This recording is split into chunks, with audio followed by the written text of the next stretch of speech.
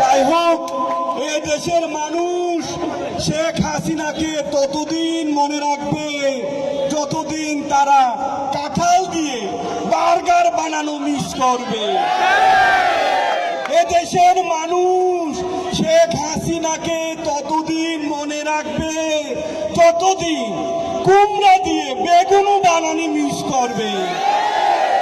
এই দেশের মানুষ শেখ হাসিনাকে ততদিন মিস করবে যতদিন তারা খেজুরের বদলে বড়ই দিয়ে ইফতার করা শিখবে। আবার এর মধ্যে ফোন, কে আবার ফোন দেয়? হ্যালো, কে? আসসালামু আলাইকুম স্যার।